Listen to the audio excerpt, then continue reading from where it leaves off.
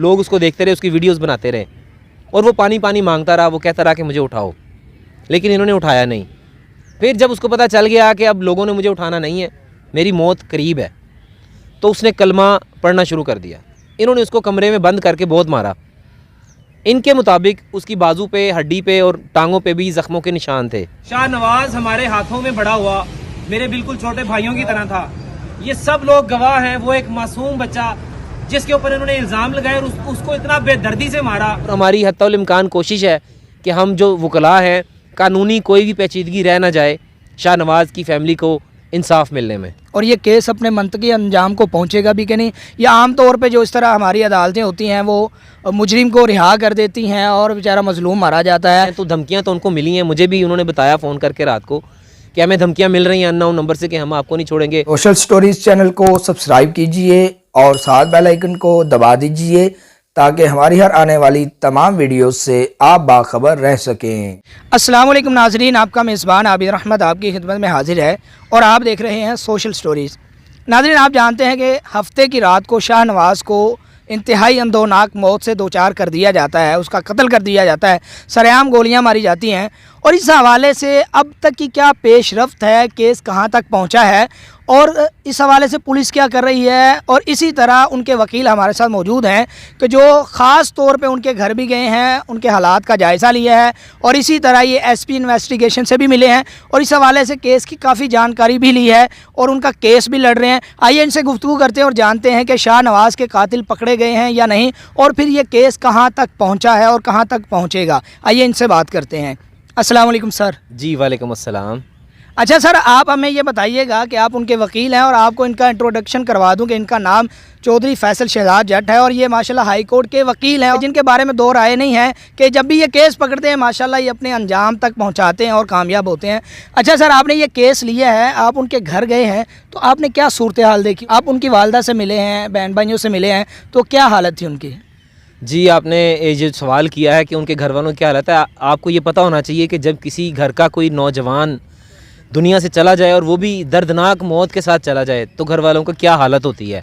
उनकी हालत बहुत मैं ये क्या बताऊं, मेरे पास अल्फाज नहीं है कि उनकी दर्दनाक मौत की वजह से उसकी वालदा तो सो नहीं सकी हैं, उसकी बहनें हैं वो परेशानी में मुब्तला हैं। ये 3 भाई थे, इनके वालिद साहब नहीं हैं सर पे, यतीम बच्चा था शाहनवाज।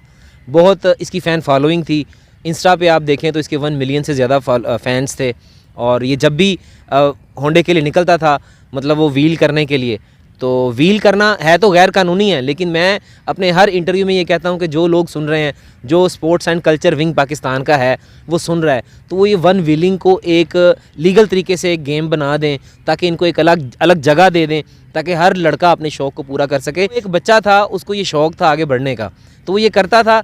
लेकिन अभी जो FIR हुई है वो 3110/22 FIR का नंबर है और उसमें जो मुद्दई हैं उसके भाई शाहनवाज़ के यूसुफ उसके मुद्दई हैं और उसमें इनके चचा भी गवाह हैं जिन्होंने देखा, आंखों देखा हाल बताया। इसमें नॉमिनेट किया गया जहांज़ेब उर्फ शापर को, जो वो भी व्हीलर था, ये भी व्हीलिंग करते थे। आपस में इनकी काफ़ी खै भी चलती थी, इनकी आपस में लड़ाइयाँ भी हुई हैं। हमारी SP इन्वेस्टिगेशन से मुलाकात हुई थी तो मैंने उनसे जब दरियाफ़्त किया तो पुलिस अपना काम पूरा कर रही है। उन्होंने तकरीबन 5 लोग गिरफ़्तार किए हैं, जिसमें जहांज़ेब का भाई भी है शापर गैंग का और उसके वालिद साहब भी हैं और 2-4 और लोग हैं। और हमारी हत्तौल इम्कान कोशिश है कि हम जो वकला हैं, कानूनी कोई भी पेचीदगी रह ना जाए, शाहनवाज की फैमिली को इंसाफ मिलने में। अच्छा, आप ये बताइए कि उनकी वालदा का क्या कहना था कि हमारा बेटा कसूरवार था या बेकसूर था या उसको क्यों कत्ल किया गया? कोई ऐसी वजूहात सामने आई हैं जो अभी तक लोगों के सामने नहीं थी और आपके सामने उन्होंने जिक्र की हो? अब ये जो FIR हुई है, FIR मैंने आपको बताई है कि यूसुफ इसमें शाहनवाज का जो भाई है वो इसमें मुद्दई है। और जो कार्रवाई की बात है, आपने कहा कि उसकी वालदा का क्या बयान है। उनकी वालदा का यही बयान है कि जो शापर गैंग का लड़का है जिसको नॉमिनेट किया है उसको सज़ाए मौत होनी चाहिए और जितने भी लोग हैं उसको सज़ाए मौत हो। इस FIR में 3 दफ़ात लगाई गई हैं। 302 पाकिस्तान पिनल कोड की, जिसकी सज़ाए मौत भी हो सकती है, उम्र कैद भी हो सकती है, और दूसरी जो है 148 और 149 लगाई हैं। ठीक है, कि डेडली वेपन के साथ लोगों ने अटैक किया और इसको कहना इनका ये था कि शाहनवाज को अपने घर बुलाया सुलह करने के लिए। वो जब सुलह करने की नीयत से अपने एक दोस्त के साथ गया, इन्होंने उसको कमरे में बंद करके बहुत मारा। इनके मुताबिक उसकी बाजू पे, हड्डी पे और टांगों पे भी ज़ख्मों के निशान थे।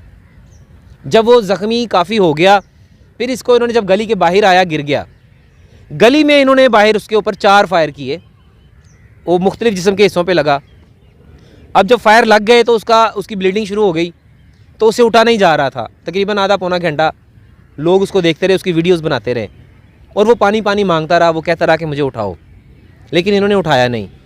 फिर जब उसको पता चल गया कि अब लोगों ने मुझे उठाना नहीं है, मेरी मौत करीब है, तो उसने कलमा पढ़ना शुरू कर दिया। तो ये लोगों ने बताया जो वहाँ पे चश्मदीद गवाह थे। तो जब उसने कलमा पढ़ना शुरू कर दिया तो उसके बाद उसकी डेफिनेटली लेके गए उसको, उसकी मौत वाक़या हो गई है। अच्छा, ये शापर गैंग अभी तक पकड़ा क्यों नहीं गया, क्या वजूहात हैं? हालांकि मेरे ख्याल में एक उसके भाई का कहना है कि पुलिस तो कब्र से मुर्दे निकाल सकती है, तो शापर गैंग क्यों नहीं निकल रहा? वो जो शापर है जहांजेब है, अभी तक पकड़ा क्यों नहीं गया, क्या वजह क्या है? हमारी जब कल मुलाकात हुई, एसपी इन्वेस्टिगेशन है लोअर माल उस्मान साहब, बड़े अच्छे काबिल ऑफिसर हैं। पहले भी हमारी उनसे कई केसेस के मुतल्लिक बात हो चुकी है, सिटिंग हो चुकी है, और पुलिस के और भी ऑफिशियल्स हैं उनके साथ भी। वो बहुत ही काबिल हैं, वो बड़ी अच्छे तरीके से जब हमने उनसे डिस्कस किया तो उन्होंने हमें ब्रीफली बताया। उन्होंने ये भी बताया कि जो जहांजेब शापर गैंग जिसका नाम है, उस शापर है, ये इसके तक पहुंच गए थे इस तक ना 2 दिन पहले, लेकिन वो वहाँ से करीब से स्किप हो गया। सुना है कि अभी तक उनके घर वालों को कुछ धमकियां भी मौसूल हुई हैं, बाकायदा उन्होंने धमकियां भी लगाई हैं, तो क्या इस पर भी कोई चार्ज होगा या इस पर भी कोई FIR कोई ऐसी चीज़ दाखिल होगी? देखें, ये तो डिपेंड करता है मुद्दईयान के ऊपर कि जो मुद्दई हैं वो क्या चाहते हैं, क्या करते हैं। अभी तो वो इसी केस के पीछे भाग रहे हैं, तो धमकियां तो उनको मिली हैं। मुझे भी उन्होंने बताया फ़ोन करके रात को कि हमें धमकियां मिल रही हैं अननोन नंबर से कि हम आपको नहीं छोड़ेंगे, ये कर लो, वो कर लो, आपने वकलात कर ली, वकील किए हैं, तो आपको अच्छा नहीं होगा। लेकिन ये हर केस में ऐसा होता है, लोग अंडर प्रेशर करने की कोशिश करते हैं। तो ये मुद्दईयों के ऊपर डिपेंड करता है कि जो मुद्दई का मौक़िफ़ होगा, वकील वही बयान कर सकता है। जो मुद्दई ने कहना है हमने उसी को इंटरप्रेट करना है। तो अभी तक आपने इस हवाले से केस को कहाँ तक पहुँचाया है, और ये केस अपने मंतकी अंजाम को पहुँचेगा भी कि नहीं, या आम तौर पे जो इस तरह हमारी अदालतें होती हैं वो मुजरिम को रिहा कर देती हैं और बेचारा मजलूम मारा जाता है, या फैसले अगर होते भी हैं दुरुस्त तो कई साल लग जाते हैं, क्या इस केस में भी ऐसा ही होगा? देखें, कानून जो है उसने हक़ाइक़, बयानात, दलाइल और सबूत के ऊपर फ़ैसला करना होता है। कोर्ट में अभी केस जाएगा, मजिस्ट्रेट के पेश होंगे, वहाँ पे अभी वो पकड़ा जाएगा। जब ये पुलिस की वो पकड़ा जाएगा, तफ्तीश मुकम्मल होगी, तो तब ही ये कह सकते हैं। अभी तो कहना कबल अज़ वक्त है कि क्या होगा और क्या नहीं होगा। इंसाफ़ लेने के लिए साहिल अदालत में आते हैं, इंसाफ़ लेने के लिए पुलिस के पास जाते हैं, तो इंशाल्लाह मुझे उम्मीद है कि इस केस में इंसाफ़ होगा, इंसाफ़ के तकाज़े पूरे होंगे।